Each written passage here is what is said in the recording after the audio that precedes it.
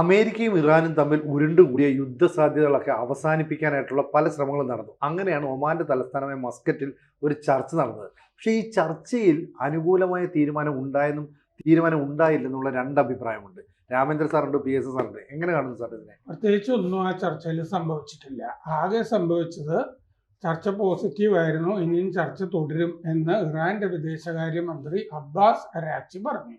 അങ്ങനെ ഇത് കൊള്ളാവുന്ന ചർച്ചയാണെന്നോ ഉടനെ സംഭവം നിലയ്ക്കുമെന്നോ അമേരിക്ക പ്രതികരിച്ചിട്ടില്ല. അമേരിക്ക ഈ ചർച്ചയ്ക്ക് ശേഷം പ്രതികരിച്ചത് എന്താണെന്ന് വെച്ച് കഴിഞ്ഞാൽ ഇറാനെതിരെ പുതിയ ഉപരോധങ്ങൾ ഏർപ്പെടുത്തി. ചർച്ച പോസിറ്റീവായിരുന്നെങ്കിൽ അമേരിക്ക അങ്ങനെ ഉപരോധങ്ങൾ ഏർപ്പെടുത്തുമായിരുന്നില്ല. അടുത്ത ഘട്ടം ഗുണമുണ്ടാവും എന്ന് വെച്ചിട്ട്. കാരണം ഇതിൻ്റെ അകത്ത് ചർച്ച നടന്നത് ഒമാന്റെ വിദേശകാര്യമന്ത്രി ബദർ അൽ ബുസൈദി, ഒമാന്റെ വിദേശമന്ത്രി ബദർ അൽ ബുസൈദിയും അരാക്ചിയും തമ്മിൽ ഒരു ചർച്ച. ഒമാന്റെ വിദേശകാര്യമന്ത്രി ബദർ അൽ ബുസൈദിയും അമേരിക്കയുടെ മിഡിൽ ഈസ്റ്റ് എൻവോയി വിറ്റ്കോഫും തമ്മിൽ ഒരു ചർച്ച. ഒമാന്റെ വിദേശകാര്യമന്ത്രിയാണ് ഇറാനുമായിട്ട് ചർച്ച ചെയ്തത്, ഒമാന്റെ വിദേശകാര്യമന്ത്രിയാണ് അമേരിക്കയായിട്ട് ചർച്ച ചെയ്തത്. അമേരിക്കയും ഇറാനും തമ്മിൽ ഒരു ചർച്ച നടന്നില്ല. വിറ്റ്കോഫും അരാക്ചിയും തമ്മിൽ അവിടെ ഒരു ചർച്ച ഉണ്ടായിട്ടില്ല. എന്ന് പറഞ്ഞാൽ ഇതാണ് ഞങ്ങളുടെ ആവശ്യങ്ങൾ എന്ന് ഒമാനോട് രണ്ടു കൂട്ടരും വെവ്വേറെ ചർച്ചകളിൽ അവിടെ പറഞ്ഞവര് മറ്റേ ചായയും പരിപ്പൂടെയും കഴിച്ച് പിരിഞ്ഞു. ഇതാണ് സംഭവിച്ചിരിക്കുന്നത്.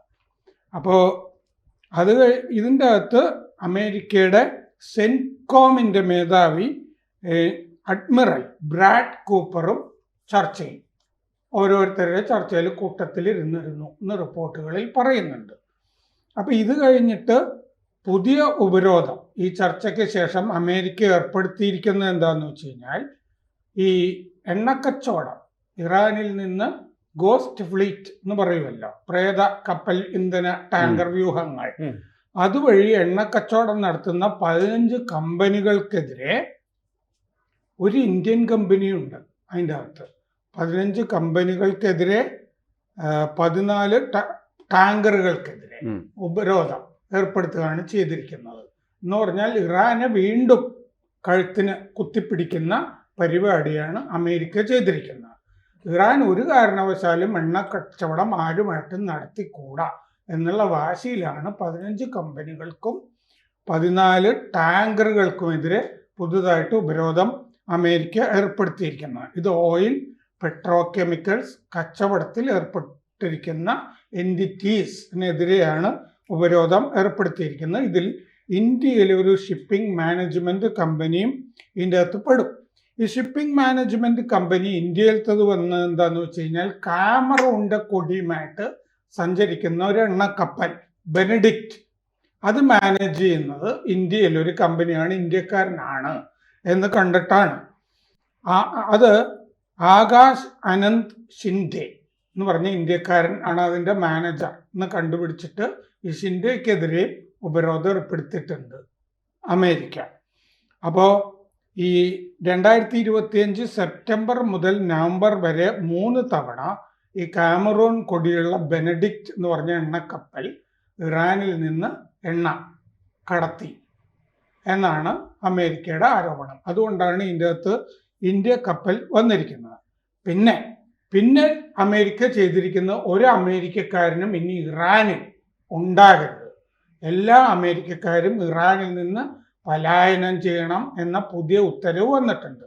കാരണം എന്താണെന്ന് വെച്ച് കഴിഞ്ഞാൽ ഏത് സമയത്തും അവിടെ അമേരിക്കക്കാരെ കണ്ടാൽ പിടിച്ചുകൊണ്ടുപോയി ജയിലിലിടാം, ഇറാൻകാർ ജയിലിലിടും. ഈ ചർച്ച പുരോഗമിച്ച് നല്ല ജോറായിട്ടുണ്ടെങ്കിൽ അമേരിക്കക്കാരെ പിടിച്ചുകൊണ്ടുപോയി ജയിലിലിടുമായിരുന്നു. അമേരിക്കക്കാർ പലായനം ചെയ്യണമെന്ന് അമേരിക്ക ഉത്തരവിടുമോ? അപ്പോൾ കമ്മ്യൂണിക്കേഷൻ ബ്ലാക്ക് ഔട്ടുകൾ ഉണ്ടാകാം. അതുപോലെ ഈ ട്രാൻസ്പോർട്ട് ഡിസ്റപ്ഷൻ എന്ന് പറഞ്ഞാൽ വിമാനങ്ങളൊന്നും ഇനി ഉണ്ടായില്ലെന്ന് വരാം, അവിടെ നിന്ന് ആ വിനിമയ സൗകര്യങ്ങൾ മുഴുവൻ തടസ്സപ്പെട്ടു എന്ന് വരാം. അമേരിക്ക പറയുന്നത് അമേരിക്ക ആക്രമിക്കാൻ സാധ്യതയുണ്ടെന്നാണല്ലോ പറയുന്നത്. ഇനിയും നിങ്ങൾക്ക് അവിടെ ഇനി നിർബാധം സഞ്ചരിക്കാൻ കഴിയില്ല, വിമാനത്താവളങ്ങളൊക്കെ അടച്ചിടേണ്ടി വരും, വിനിമയ സൗകര്യങ്ങളൊക്കെ പൂട്ടും, നിങ്ങൾക്ക് തടവ് കിട്ടിയെന്ന് വരാം, അമേരിക്കക്കാരെ പിടിച്ചുകൊണ്ടുപോയി എന്ന് വരാം, വിചാരണ നടത്താതെ തടവിലിടാം, വെടിവെച്ചു കൊല്ലാം, അമേരിക്കയ്ക്ക് അവിടെ എംബസി ഇല്ല, സഹായിക്കാൻ കഴിയില്ല. ഇതാണ് അമേരിക്കയുടെ ഉത്തരവിൽ പറയുന്നത്. അമേരിക്കക്കാരും അവിടെ ഇനി ഉണ്ടാകരുത്, അവിടുന്ന് ഒഴിച്ചു പൊക്കോളണമെന്നോ അമേരിക്കയുടെ ഉത്തരവുണ്ട്. ഇതാണ് ചർച്ചയ്ക്ക് ശേഷം സംഭവിച്ചിരിക്കുന്നത്. ബലത്തിൽ ചർച്ച അലസിപ്പോയി. ഇതാണ് നമുക്ക് ഇതിൻ്റെ രാഷ്ട്രീയം പഠിച്ചാൽ മനസ്സിലാവും. ഈ ചർച്ച അങ്ങോട്ട് പൂർത്തിയായ ഉടനെ എല്ലാം പോസിറ്റീവാണ്, ഇറാൻ അനുകൂലമായിട്ടുള്ള നിലപാടുണ്ട്, കോംപ്രമൈസ് ആയെന്നൊക്കെ പറഞ്ഞ് മിനിറ്റുകൾക്കുള്ളിൽ തന്നെയാണ് ഇറാന് മേൽ അമേരിക്ക ഉപരോധം ഏർപ്പെടുത്തി അല്ലെങ്കിൽ ബാൻ ചെയ്യുന്ന ചില കാര്യങ്ങളുടെ വാർത്തകളൊക്കെ പുറത്തു വന്നത്. എന്താ അപ്പോൾ അതുകൊണ്ട് അർത്ഥം പറഞ്ഞത്? അല്ല, ഇപ്പോൾ വളരെ വളരെ വ്യക്തമായിട്ട് രവീന്ദ്രൻ സാർ ഈ കാര്യം പറഞ്ഞല്ലോ. എന്താണ് യഥാർത്ഥത്തിൽ സംഭവിച്ചത്, എന്തുകൊണ്ടാണ് ഇങ്ങനെയൊക്കെ അതിൻ്റെ റിസൾട്ട് വരാനായിട്ടുള്ള കാരണം. ഇപ്പോൾ വളരെ വ്യക്തമാണ്. ആ ചർച്ച എന്ന് പറഞ്ഞാൽ പൊളിഞ്ഞ ചർച്ചയാണ്. പക്ഷേ ഇറാൻ്റെ ഭാഗത്തു നിന്ന് നടത്തിയൊരു പ്രസ്താവന മാത്രമാണ് ചർച്ച വളരെ പോസിറ്റീവായിരുന്നു എന്നുള്ളത്. എന്തിനാണ് അവർ അങ്ങനെ പറഞ്ഞത് എന്ന് നമുക്കറിയില്ല എന്ന് മാത്രമേ ഉള്ളൂ. കാരണം ട്രംപ് അതിന് ശേഷം എടുത്ത എല്ലാ നിലപാടുകളെന്ന് പറയുന്നത് ഉടനെ തന്നെ ഇറാനെ ആക്രമിക്കാനായിട്ടുള്ള സാധ്യതയുണ്ട് എന്ന് സൂചിപ്പിക്കുന്നതാണ്. ഉടനെ തന്നെ.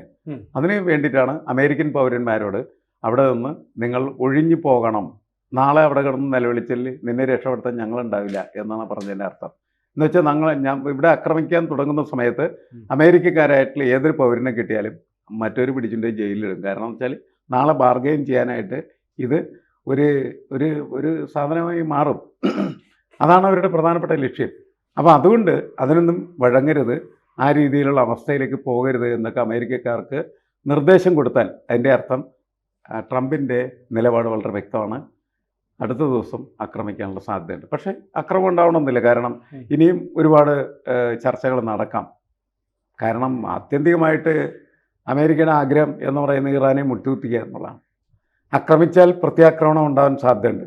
അമേരിക്കക്കെതിരായിരിക്കില്ല അത് ഗൾഫിലുള്ള അമേരിക്കയുടെ സഹായികൾക്കെതിരായിരിക്കും. അവരുടെ കയ്യോ കാലവെട്ടലായിരിക്കും. കാരണം എളുപ്പം അതാണ്. അല്ലാണ്ട് അമേരിക്കയായിട്ട് യുദ്ധം ചെയ്യാനായിട്ട് പോകാൻ ഇറാൻ കഴിയണമെന്നില്ല.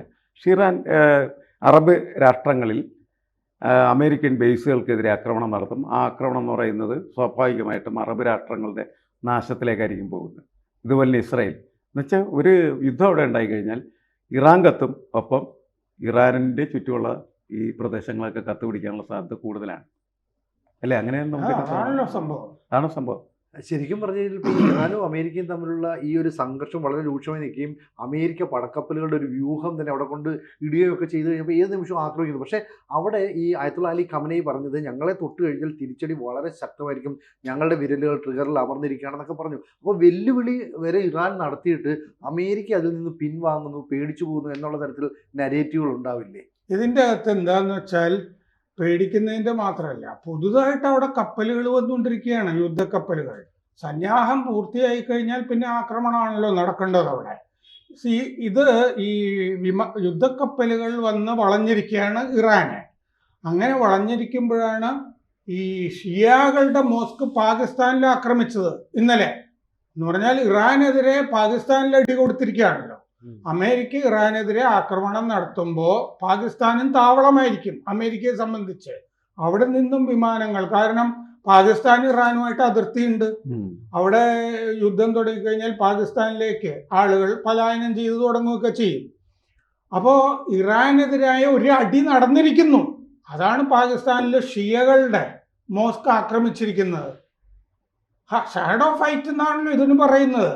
നേരിട്ടടിക്കുന്നതിന് പകരം ഒരു ഷിയ മോസ്ക് 15-20% ആളുകൾ പാകിസ്ഥാനിൽ ഷിയാകളാണ്. മുഹമ്മദ് അലി ജിന്ന പാകിസ്ഥാൻ സ്ഥാപിച്ച ആൾ ഷിയ ആയിരുന്നു. ഒരു ഷിയ കേന്ദ്രത്തിൽ തന്നെയാണെന്ന് ആക്രമണം നടന്നിരിക്കുന്നത്. ഈ ചാവേറായിട്ട് വന്നയാൾ വിദേശിയാണെന്നും പാകിസ്ഥാൻ പറയുന്നുണ്ട്. ഷിയ മോസ്കിൽ ആക്രമണം നടത്തിയ ആള്. ഒരാക്രമണം ഇറാനെതിരെ നടന്നു കഴിഞ്ഞു. ഈ ചർച്ച നടന്നു കൊണ്ടിരിക്കുമ്പോൾ ഒരാക്രമണവും നടന്നു കഴിഞ്ഞു ഷിയാകൾക്കെതിരെ, ഇറാനെതിരെ. വ്യക്തമാണ്, വളരെ വ്യക്തമാണ്. പിന്നെ ഇതിൻ്റെ അകത്ത് സംഭവിക്കുന്നത് എന്താന്ന് വെച്ചാൽ 3 കാര്യങ്ങൾ പറഞ്ഞിട്ടുണ്ടല്ലോ അമേരിക്ക. ഒന്ന്, നിങ്ങൾ ആണവ ബോംബ് ഉണ്ടാക്കരുത്, സമ്പുഷ്ടീകരിച്ച യുറേനിയം നിങ്ങൾ അവിടെ വെക്കരുത്. ഇത് സമ്പുഷ്ടീകരിച്ച 400 ഗ്രാം യുറേനിയം നിങ്ങളുടെ കയ്യിലുണ്ട്, അത് നിങ്ങൾ മോസ്കോയിലേക്ക് അയക്കണം. നിങ്ങളുടെ കയ്യിൽ ഉണ്ടാകരുത്. 2, നിങ്ങൾ മിസൈൽ പദ്ധതികൾ നടപ്പാക്കരുത്, അത് വെട്ടിച്ചുരുക്കണം. 3ാമതായിട്ട് നിങ്ങളുടെ ഈ പ്രോക്സി ഫോഴ്സസ്, ഹൂത്തികൾ തുടങ്ങിയത്, ഇവരുമായിട്ടൊരു ബന്ധവും പാടില്ല, നിങ്ങളത് വിച്ഛേദിക്കണം എന്നാണ്. ഈ 3 കാര്യവും. അതിൽ പ്രത്യേകിച്ചും മിസൈൽ പദ്ധതി നിങ്ങൾ ഉണ്ടാക്കരുത് എന്ന് അമേരിക്ക ആവശ്യപ്പെടുന്നത് സൗകര്യമില്ല എന്ന് ഇറാൻ പറഞ്ഞിട്ടുണ്ട്. മറ്റേതിനും സൗകര്യം ഉണ്ടാവുമോ? അതിനും സൗകര്യം ഉണ്ടാവില്ലല്ലോ. സമ്പുഷ്ടീകരിച്ച യുറേനിയം നിങ്ങൾ റഷ്യക്ക് കൊടുക്കണം എന്നാണല്ലോ. ആകെ നമുക്ക് ചർച്ച ചെയ്യാവുന്നത് ആണവ കാര്യങ്ങളാണെന്ന് ഇറാൻ ഉപാധി വെച്ചിട്ടുണ്ട്. എങ്കിൽ ചർച്ച മതി എന്ന് പറഞ്ഞിട്ടുണ്ട്. അതിൻ്റെ അകത്ത് ചില വിട്ടുവീഴ്ചകൾ ചെയ്യുന്നതാണ് പറയുന്നത്. അവർ സമ്പുഷ്ടീകരിച്ച യുറേനിയം ഞങ്ങൾ മോസ്കോയ്ക്ക് കൊടുത്തോളാമെന്നൊന്നും അവർ സമ്മതിച്ചിട്ടില്ല. അതിനുള്ള സാധ്യതകളും കുറവാണ്. ഒരു സാധ്യതയില്ല ഇതിൻ്റെ അകത്ത്. മിസൈൽ പദ്ധതി ഞങ്ങൾ റദ്ദാക്കില്ല, ഞങ്ങൾ ആണവ പദ്ധതികൾ ഞങ്ങൾ റദ്ദാക്കില്ല. വേണമെങ്കിൽ ആരെങ്കിലും, ഇതുവരെ രാജ്യാന്തര ആണവ ഏജൻസിയെ പരിശോധിക്കാൻ അനുവദിച്ചിട്ടില്ല ഇറാൻ. അത് ഇസ്രയേലും അനുവദിച്ചിട്ടില്ലല്ലോ. ഇസ്രയേലിൻ്റെ കയ്യിൽ അണുബോംബ് ഉണ്ട് എന്നുള്ളത് നമ്മൾ ചർച്ച ചെയ്യാറുണ്ടോ? അവർക്കില്ലേ അവിടെ? അവർക്കും അവിടെ ആണവ നിലയങ്ങളുണ്ട്, അവരുടെ കയ്യിലും ബോംബുണ്ട്. ഇസ്രയേലിൻ്റെ കാര്യം ആരും ചർച്ച ചെയ്യാറില്ല. അപ്പോൾ ഇറാൻ ഈ ചർച്ച ഈ കീറാമുട്ടിയായിട്ടിരിക്കുന്ന 3 വ്യവസ്ഥകളാണ് അമേരിക്ക വെച്ചിരിക്കുന്നത്. പോസിറ്റീവാണെന്ന് പറഞ്ഞാൽ മസ്കറ്റിൽ പോയി. അത് തന്നെ ഇറാൻ പറഞ്ഞു, ഞങ്ങൾക്ക് തുർക്കിയിലെ ഇസ്താംബൂളിലാണ് ചർച്ച വെച്ചിരുന്നത് അമേരിക്ക, ഞങ്ങൾക്ക് സൗകര്യമില്ല, ഒമാനിലാണെങ്കിൽ ചർച്ച ചെയ്യാം എന്ന് ഇറാൻ പറഞ്ഞിട്ടാണ് ഇങ്ങോട്ട് മാറ്റിയത്. അതൊക്കെയാണ് അതിന്റെ പോസിറ്റീവ്. പോസിറ്റീവ് എന്ന് പറയുന്നത് ഞങ്ങൾ പറഞ്ഞ സ്ഥലത്തേക്ക് മാറ്റി. അത് മാത്രമാണ് അവർ പോസിറ്റീവായിട്ട് കുറച്ചെങ്കിലും പറഞ്ഞാൽ കേൾക്കുന്നുണ്ട് എന്നുള്ളതാണ്. ആകെ അരാക്ചിയാണ് പറഞ്ഞത്. ഇതിനുശേഷം അമേരിക്കയുടെ സമ്മർദ്ദം മുറുകിക്കൊണ്ടിരിക്കുകയാണ്. അമേരിക്ക അവിടെ നിന്ന് ഈ കപ്പലുകളെയൊക്കെ പിൻവലിച്ചിട്ട് ഈ സേനാ വ്യൂഹങ്ങളൊക്കെ അവിടെ നിന്ന് പോയാലല്ലേ സമാധാനമായിട്ട് ഗമനയ്ക്ക് നിലവറയിലെങ്കിലും ഉറങ്ങാൻ പറ്റുള്ളൂ. അങ്ങനെ ഇപ്പം നിലവറയിലല്ലേ, പുറത്തു വന്നിട്ടില്ല. ചുരുക്കം പറഞ്ഞാൽ ഇപ്പം ഇറാന്റെ ഒരു അവസ്ഥ വളരെ ദയനീയമാണ് എന്നുള്ള രീതിയിലേക്ക് പറഞ്ഞ് നമുക്ക് അവസാനിപ്പിക്കാൻ പറ്റും. അല്ല, ദയനീയമാണെന്ന് പറയാൻ പറ്റില്ല. അവർ നിക്കക്കള്ളിയില്ലാത്ത അവസ്ഥയിലാണ്. അതുകൊണ്ട് അവർ അവസാനം എടുത്ത തീരുമാനം വളരെ സൂയിസൈഡലായിട്ടുള്ള ഒരു ഡിസിഷൻ തന്നെയാണ്.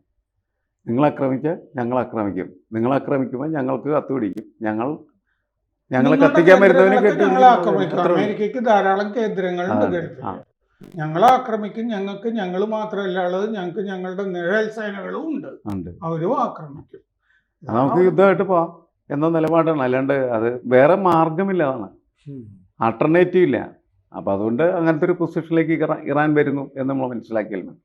അതായത് ചുരുക്കത്തിൽ ഏത് സമയത്തും യുദ്ധവാർത്ത വേണമെങ്കിൽ നമുക്ക് കേൾക്കാം, അല്ലേ? കൂടുതൽ വാർത്തകളും വിശേഷങ്ങളും നിങ്ങളിലേക്ക് എത്താൻ ABC മലയാളം സബ്സ്ക്രൈബ് ചെയ്യുക, ബെൽ ബട്ടണും അമർത്തുക.